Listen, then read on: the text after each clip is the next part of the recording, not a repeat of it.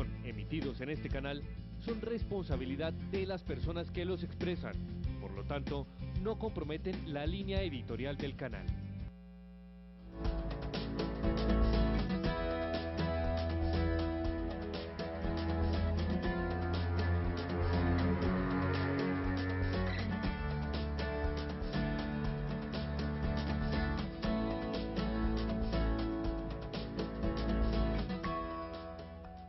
Un saludo en el amor del Señor. Bienvenidos a este su programa Psicología y Fe. Hoy nos reunimos nuevamente para tratar un tema nuevo, un tema que va a ser del interés de todos los miembros de la familia. Vamos a hablar de pautas de crianza. Pero antes de entrar a hablar de lleno de este tema, vamos a hacer unas entrevistas, a hacer unas encuestas para saber qué piensan las personas acerca de este tema. Con amor, con valores, con autoridad, pero siempre procurando con ellos, digamos que no negociar, no es propiamente la palabra negociar, pero sí hacerles ver, pues es decir, que es bueno que hagan cosas buenas en la vida para que sean unos ciudadanos de bien. En el trabajo, fundamental, en el ejemplo, en la educación, en el respeto, básicamente, ¿no? En el respeto. Primero, con el temor y temblor de Dios. Segundo, basándonos en la palabra, en los principios que uno ha recibido del hogar, de los papás, de los abuelos, y bueno, y capacitándose uno leyendo libros, asistiendo a conferencias, talleres de padres. No, con amor y con respeto, que es lo más importante, ¿cierto? Uno darles amor, respeto, y sí, siempre respeto primero que todo. En crearles valores verdaderos, eso es en lo que me he basado para la crianza de los hijos. En los buenos ejemplos, en darles buena formación, en lo católico, en nuestra religión como nosotros nos criaron. Creo que es la mejor manera y sobre todo la comprensión que uno le dé, el entendimiento que uno les pueda proporcionar a ellos. Entonces, con principios, con valores, principalmente eso, ¿no? Pues con cariño, dándoles el mejor ejemplo, que sean estudiosos, que sean personas de bien, honestas, así. Después de conocer estas interesantes opiniones, estos aportes de todos estos transeúntes, quisiera invitarlos a que conozcan a la persona que nos va a orientar en este tema. Él es el psicólogo Germán Franco Guerra, psicólogo de la Universidad de La Sabana, con una maestría en educación y conferencista.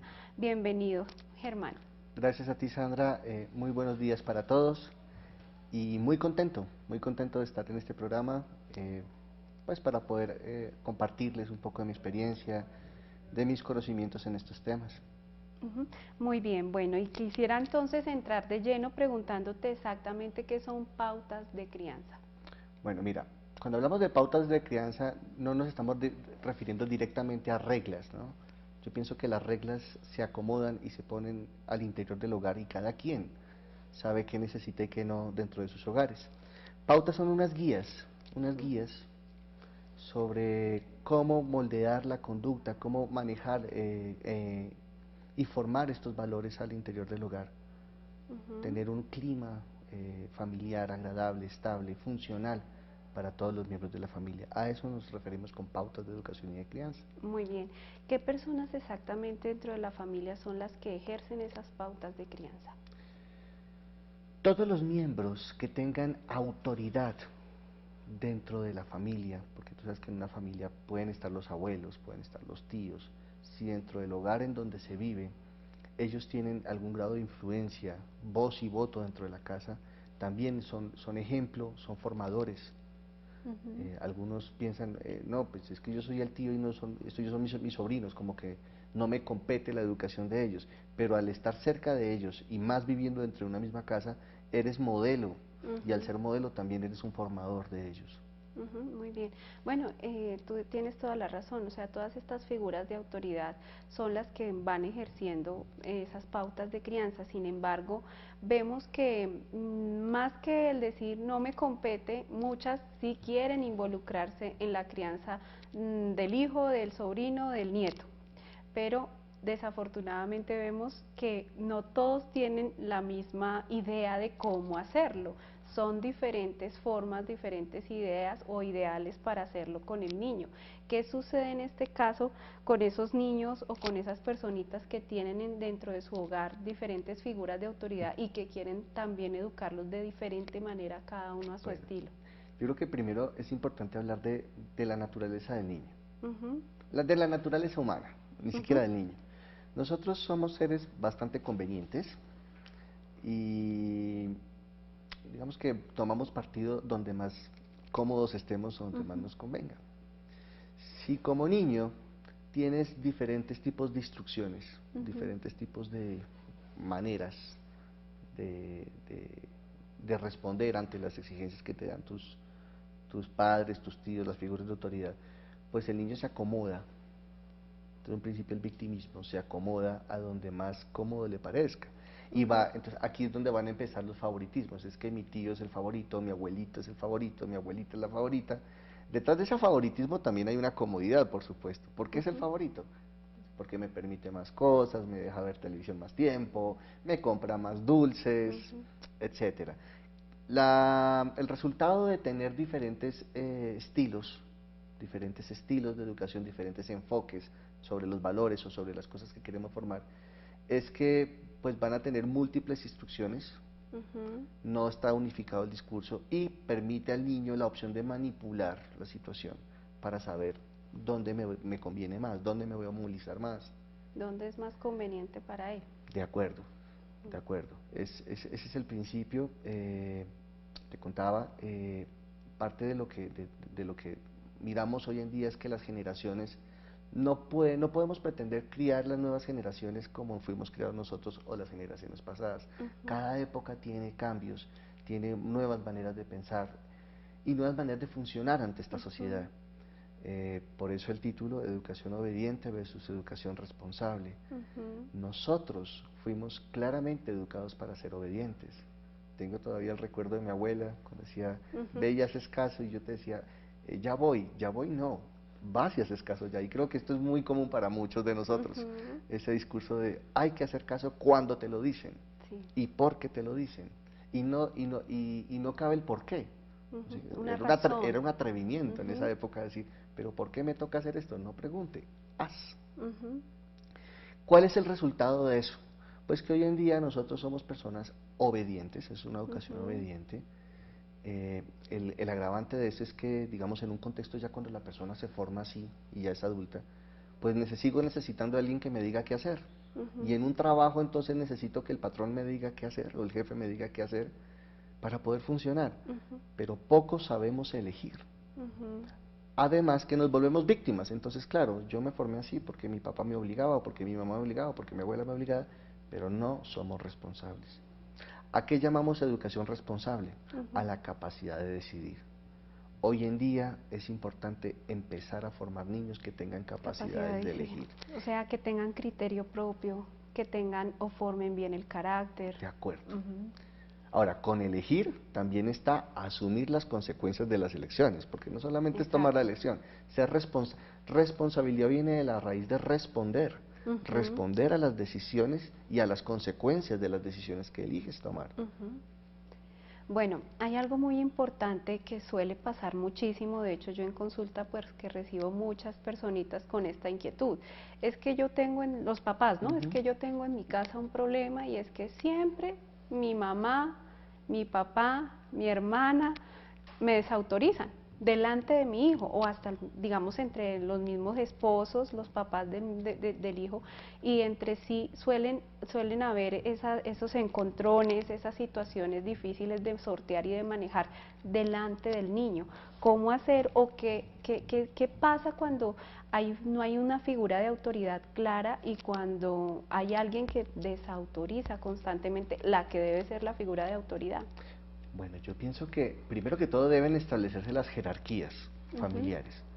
Es decir, quien mayor tiene autoridad sobre sus hijos, pues son los padres, papá y mamá por igual.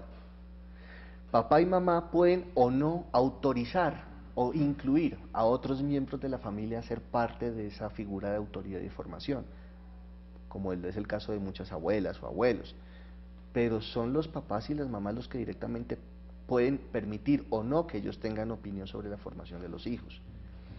Y esa opinión debería estar unificada, unificada al criterio y a la autoridad de los padres, o sea, todo parte de los padres. Entonces, si el tío o la tía tiene opiniones o maneras que no van de acuerdo a la manera o estilo en que el papá o la mamá desea formar, es un momento como de conciliar con ellos o tomar un poco de distancia en caso tal. Es decir, como abuela puedes quererlo todo lo que quieras, pero las reglas las ponemos papá y mamá. Teniendo en cuenta que esto siempre debe ser llegar a un acuerdo aparte donde no esté la presencia del niño. Total. Para continuar vamos a hacerlo después de esta corta pausa.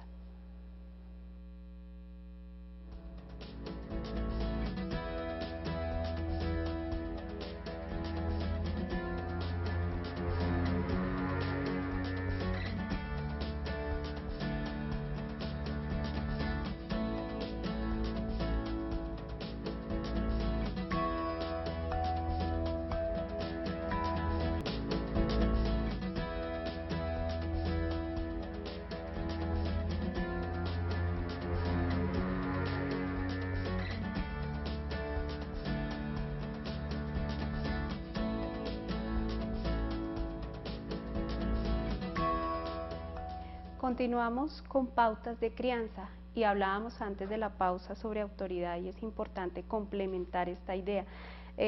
Yo quisiera preguntarte, ¿qué pasa justamente con esos niños que no han tenido una clara figura de autoridad después con el adolescente y el adulto? ¿Qué puede pasar con ese niño que nunca creció con esa figura clara?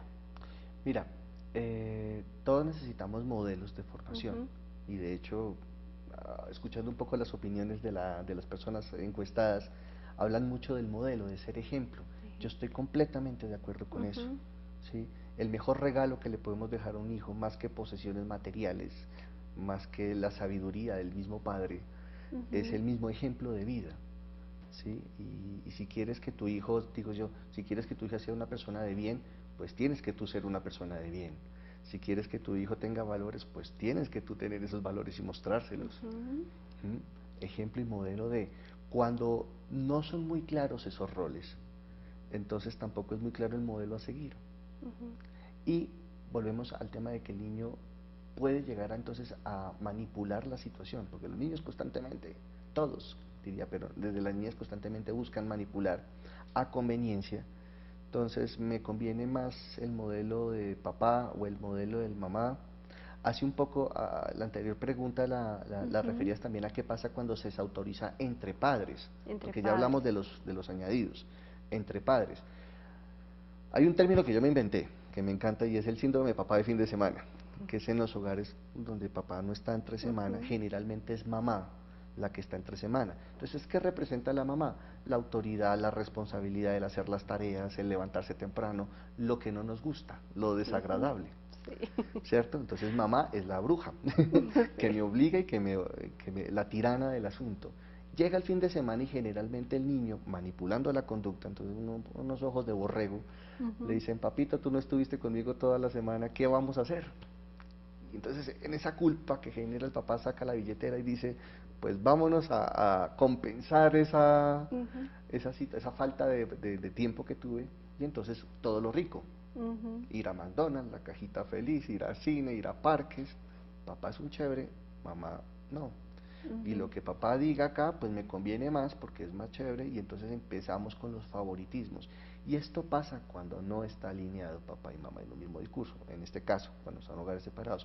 Y en la misma casa también, cuando no hay comunicación. Papá, ¿será que puedo ir al parque? No, usted está castigado, mi papá es el malo. Y como sabemos que no están comunicados, mamá puede ir al parque y mamá dice, sí, vaya al parque. Entonces, ¿dónde queda la autoridad de papá? O en caso contrario de mamá también.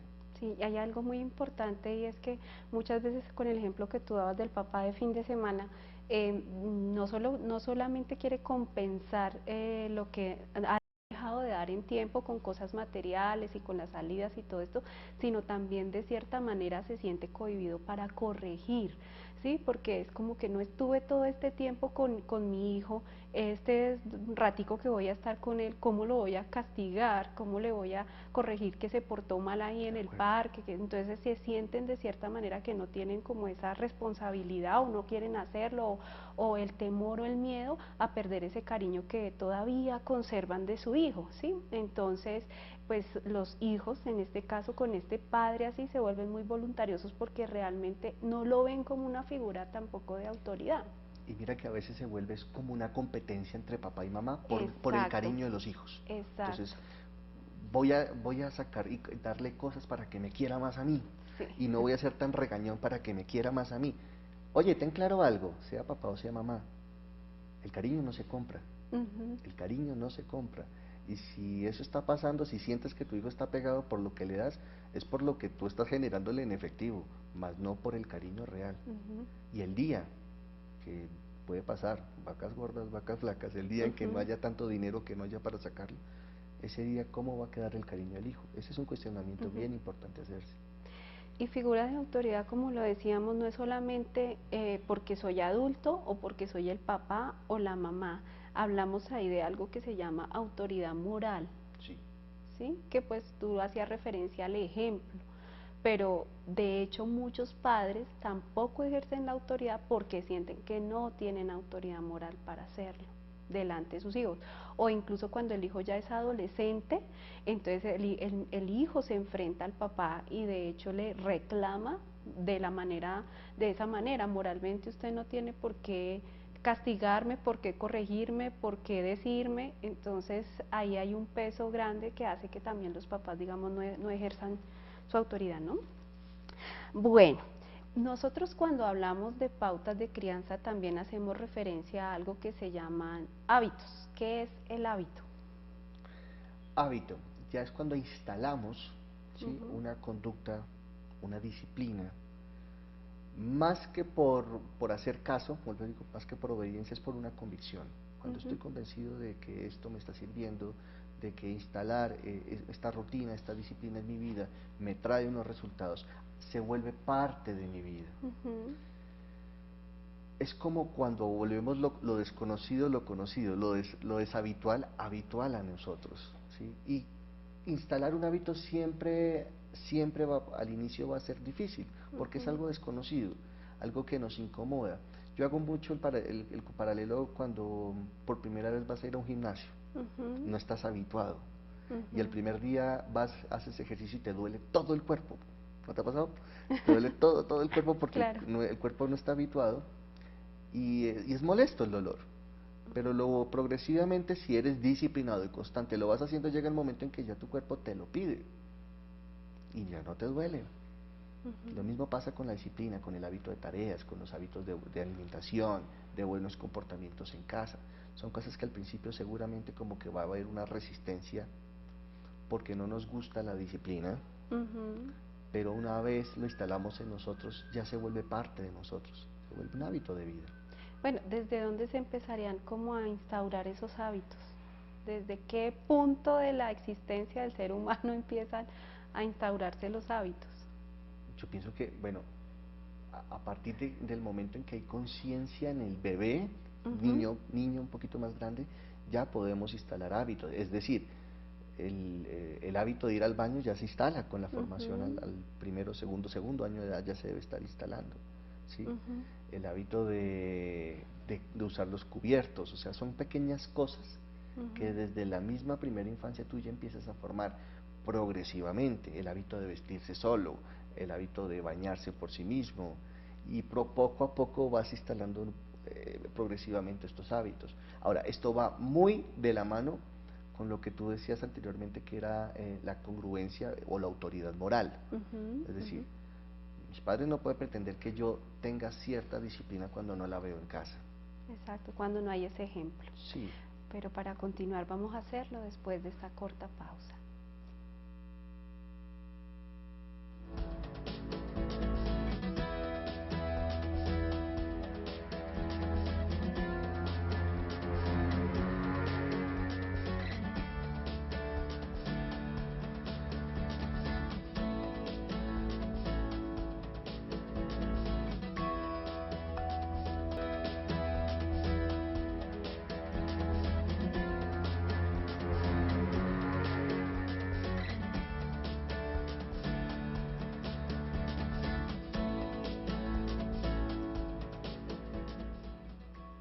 ya concluimos este tema, Germán, y yo quiero que tú nos hables o nos des una idea redondeada de lo que hablamos en esta primera parte, pero quiero desde ya invitarlos a que no se pierdan la segunda parte de este programa, donde vamos a hablar más específicamente de cada uno de los hábitos y cómo ayudar a nuestros hijos en casa a que realmente puedan llevar a cabo las cosas de manera correcta.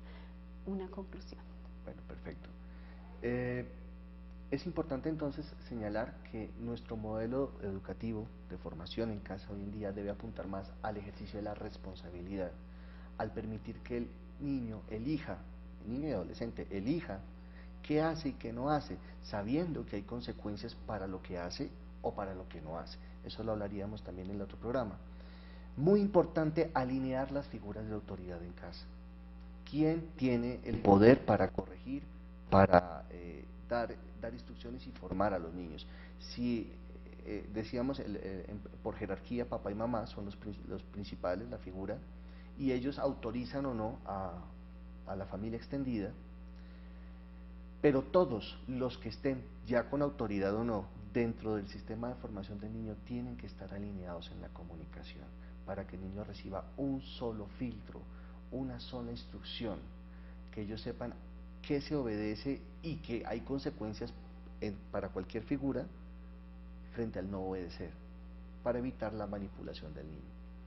Esa sería la gran conclusión. Muy bien, gracias Germán, y continuamos nuevamente en el otro programa. Para ustedes también, gracias por sus comentarios, los que nos hacen a través del correo psicologiayfe@teleamiga.tv. Pueden seguir enviándolos, pueden seguirme por el Facebook como Sandra Ortiz Sandra Ortiz Jiménez, y allí también encontrarán donde están publicados los libros, igual acá están de venta en el canal, y pedimos una oración especial pues por todos los padres y todas las personas que tienen al cuidado de hijos pequeños, para que tú, Señor, los llenes de la unción y de la gracia del Espíritu Santo, les des sabiduría para tener ese equilibrio, para poder llevar al corazón sagrado del Señor y de la Santísima Virgen María esos pequeños corazones que necesitan de una buena guía, que realmente podamos ser modelo para la gloria del Señor, para tener familias construidas en su amor y en su misericordia. Que para ti sea hoy y siempre el honor, el poder y la gloria. Amén.